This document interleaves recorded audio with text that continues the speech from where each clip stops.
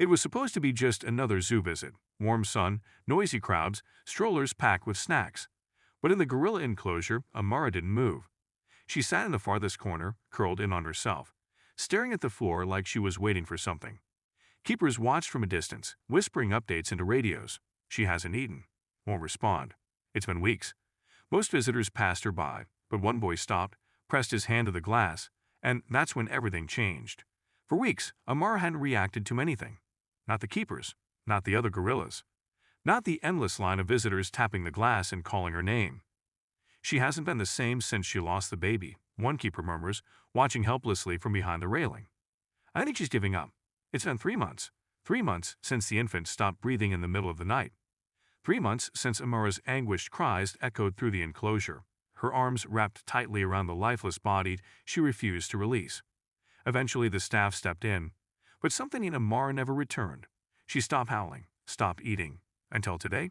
A group of schoolchildren crowds near the enclosure, chattering loudly, jostling for space. Most barely glance at Amara before moving on, disappointed by her stillness. Except one, a small boy, maybe 7, drifts toward the glass. He doesn't yell or wave like the others. He just stops, quiet, calm, as if something is pulling him forward. His name is Milo. He presses his hand gently to the glass, and for the first time in weeks, Amara lifts her head. At first, it's barely a shift, a twitch in her fingers, a tilt of her massive skull. Then her gaze finds the boy. It's electric. Her eyes, once dull, lock onto his. She doesn't blink. Her nostrils flare slightly. Then, without a sound, she rises, one heavy step, then another. Slowly, deliberately, she crosses the enclosure. Parents gasp. A few step back. She hasn't moved toward the glass in over a month. Now she stands directly in front of it, towering. Her breath fogs the surface. And then she lifts her hand, gently, purposefully. She presses it against the glass, palm to palm with the boy. Milo doesn't flinch. Onlookers freeze. Some smile, others frown, confused. The moment feels almost sacred. A zookeeper radios in. Amara just approached a visitor. First interaction in 31 days. Another keeper watches, eyes narrowing. That boy, something about him feels familiar. But no one, not yet, knows what's really happening. No one knows that this is not the first time Amara has seen that face, and it will change everything.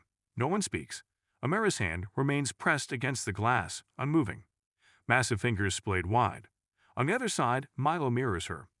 His small palm flat against the foggy surface, his eyes locked on hers like they're sharing a secret no one else understands. The crowd is swelled. Phones are out. 100 little flashes light up the scene. But Amara doesn't care. She only sees the boy. Headkeeper Dana arrives at a brisk walk, her radio still crackling in her hand. She stops short when she sees the display. She's touching the glass. Hasn't happened since the baby died. Someone murmurs. Not once. Dana steps closer. Her brow furrows. Something in Amara's posture. It's not just attention, it's recognition. Focused, emotional, almost human. Then Amara begins to move again. Her free hand rises slowly and begins gesturing. At first, it seems random, fingers curling, uncurling. But Dana's breath catches in her throat. It's not random. It's signing. Rough, basic signs.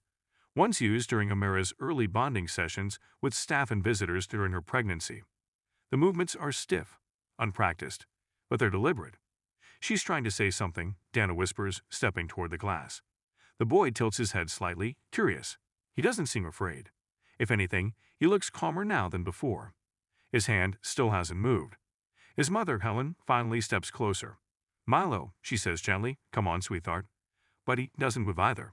Dana turns, scanning the mother's face. What did you say his name was? Helen Matthews, she replies, confused. This is Milo. Dana freezes. A chill runs down her spine. No, it can't be. I'll be right back, she says quickly, and rushes toward the staff office. Inside, she tears through old paperwork, archived files, program rosters, therapy logs.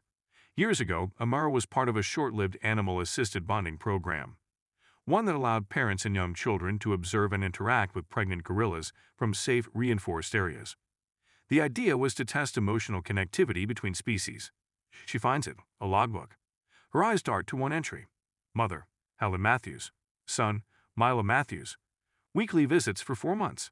Discontinued after infant loss. Dana stares at the page. Her fingers tighten. Oh my God. She fumbles for a file of photos and finds one dated nearly 5 years ago. A tiny toddler in a red hoodie pressing his hand against the glass, Amara's pregnant form towering on the other side. It's Milo, younger, smaller, but undeniably him. Back at the enclosure, Amara has sat down in front of the boy, her hands still on the glass, her eyes lock on a child she hasn't seen in years. The crowd sees a beautiful moment. Dana now sees something else entirely. This isn't just curiosity, she whispers. She remembers him.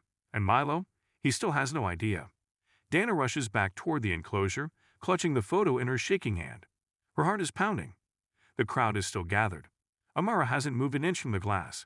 Milo remains seated on the floor, cross-legged now, as if this is the most natural place in the world. Dana kneels beside Milo's mother. "Do you remember coming here years ago?" she asks softly. Helen hesitates. "Yes. When Milo was very little. I was in a tough spot back then, and someone suggested the zoo program. Something about bonding, emotional support. I didn't think it had any real impact, but he loved it." Dana shows her the photo. Helen gasps. That's us." Milo leans in, his brows furrowed as he studies the toddler in the photo. "That's me," he whispers. Dana nods. "Amara was pregnant then. She responded to you more than anyone else in the program. You used to sit here, just like this, every week." He tilts his head.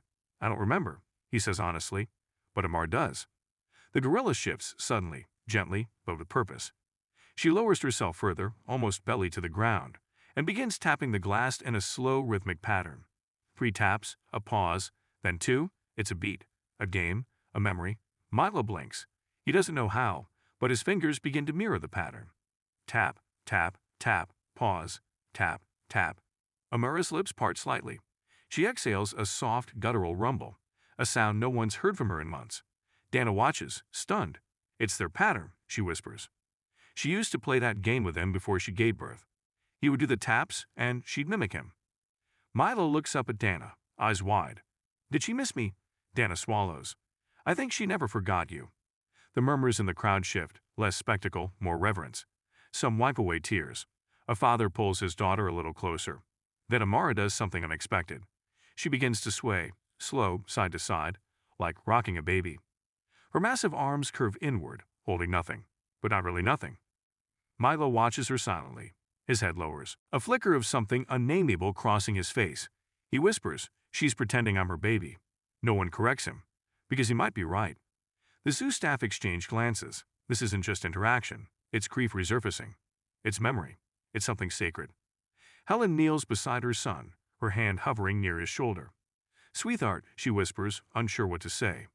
But Milo speaks first. "It's okay, Amara," he says softly. "I'm here now."